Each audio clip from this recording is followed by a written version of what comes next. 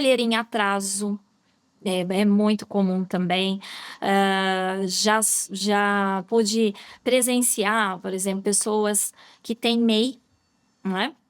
E deixa, às vezes, de recolher a MEI por um tempo, e depois, precisa encerrar essa MEI, enfim, precisa, enfim, ajustar uma situação ali que ela não vai mais usar a MEI e ela vai partir para uma outra questão. Então, ela deixa de recolher a MEI, e aí, para encerrar a MEI, ela vai e recolhe tudo de uma vez, em atraso. O INSS não reconhece. Então, nós temos, então, não recolher, recolher em atraso, recolher abaixo do mínimo, como eu falei, é outra questão, ou seja, porque vai faltar ali o valor correto, o INSS desconsidera. Não ter a documentação adequada também, quando vai dar entrada, faltar documentos, às vezes, se a pessoa tem atividades especiais, tem que ter um documento que é muito importante, que é o PPP, que é o Perfil Profissiográfico Previdenciário.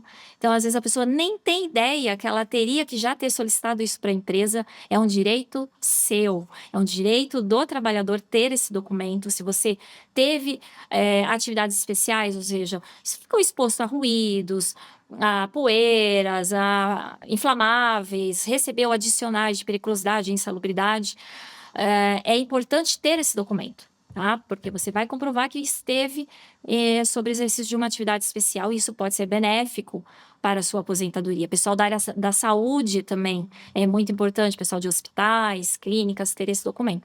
Então, ter a documentação correta é fundamental. Então, isso também seria mais um erro. Então, vamos repassando. Não recolher, recolher errado, recolher abaixo, recolher em atraso, não ter a documentação correta. Eu creio que esses são um dos principais, assim, que no dia a dia ali do previdenciarista a gente se depara, né? A pessoa, ela chega com as pastinhas, às vezes não tem tudo que ela imagina que seria importante ali para poder elaborar a melhor aposentadoria para ela no INSS. Para um profissional, por exemplo, que ele é seletista, qual é a melhor forma dele fazer esse acompanhamento se o empregador está pagando certinho nas datas para que não aconteça isso que você acabou É de justamente explicar? acessar o CNIS. O CNIS, então ele pode ir acompanhando pelo Pode e deve, tá, Aline? Eu sempre digo que é importante não deixar assim, né? Eu sei que recolhe. Sim. Não, até eu sempre gosto de trazer essa orientação. A cada 2, 3 meses, dá uma entradinha no seu aplicativo, confere. Assim como normalmente se confere fundo de garantia também, para saber se está tendo os depósitos, confere no meu INSS como que estão essas contribuições, se elas estão em dia, se elas estão, o valor se está correto, se tem alguma anotação, porque esse documento, ao final dele, ele traz legenda de indicadores, onde o INSS aponta, eu falo que ele faz os apontamentos nas suas contribuições, nos seus vínculos, o que está ali para ele ser justificado, retificado, corrigido. Ou às vezes é só uma informação que ele está lançando. Então é importante entender, fazer isso que eu busco trazer essa informação, das pessoas aprenderem a ler um pouquinho mais esse documento. Não precisa necessariamente ter a técnica do profissional, né, da área previdenciária, obviamente, mas entender que aquilo são os trabalhos que eu já exerci, as contribuições que eu já recolhi ou que recolheram para mim. Tem algumas coisinhas aqui que eu acho que seria interessante verificar se estão corretas. Então, é interessante fazer uma leitura ali também, aprender a fazer, né?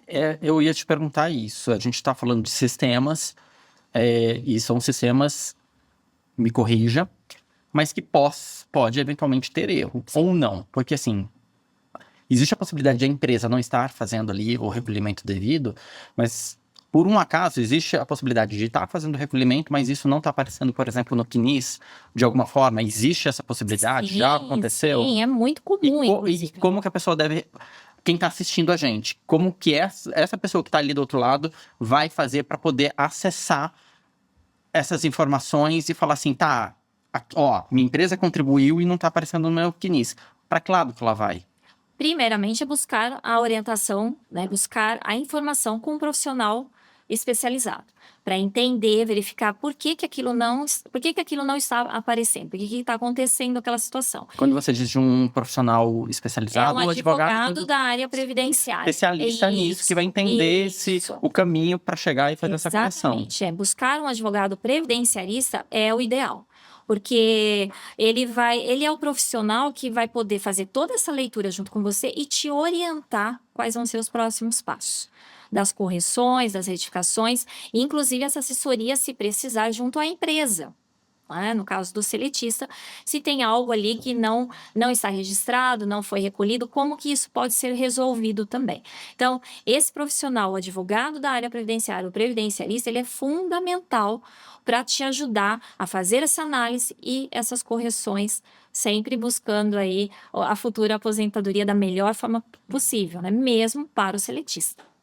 Muito Tá? legal. E o profissional que ele tem uma atividade insalubre ou considerada perigosa, como que essa atividade afeta nesse processo da aposentadoria? Isso ajuda, isso atrapalha? Qual é a interferência?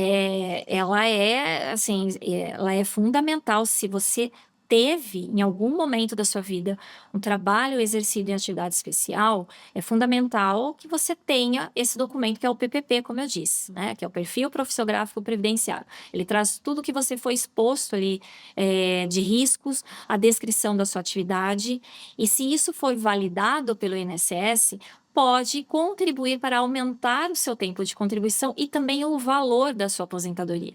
E aí é onde eu reforço aqui que as pessoas se surpreendem, que às vezes está com foco só na aposentadoria por idade, e quando ela traz esses documentos, o INSS valida, ele vai enquadrá-la, vai conseguir direcioná-la para uma outra aposentadoria e adiantar. Então, às vezes, ser aos 65 anos, por exemplo, para os homens, pode ser que aos 58, aos 60. E aí você pensar isso em termos de planejamento, até ao invés de eu continuar recolhendo ao INSS, ele já estaria me pagando. Às vezes eu teria ainda. Surpresa boa, né? Exatamente. Esse seria o ideal, e é por isso que é interessante fazer o planejamento. Porque as pessoas acabam se surpreendendo, porque tá com aquele foco só vou me aposentar aos 65 ou 62. E aí, quando ela traz esse conjunto de provas, de documentos, e você consegue, verificar que tem uma outra possibilidade e trabalhar para alcançar essa possibilidade, é espetacular, porque a pessoa já vai começar a ter essa renda para ela. E é muito comum, às vezes, a pessoa ter essa renda e ainda seguir trabalhando. Não é uma análise só quantitativa, né? Por idade, tempo de contribuição. É uma análise qualitativa também que se enquadra. Né? Exato, porque vai para essa questão da qualidade de vida. Sim. E, inclusive, até é muito comum também ter brasileiros fora, no exterior, que estão lá buscando uma qualidade de vida, em muitos deles, né? Estão lá buscando outras vertentes ali para sua vida, para poder justamente, quando vir essa parte, essa questão da aposentadoria, estar com uma outra renda.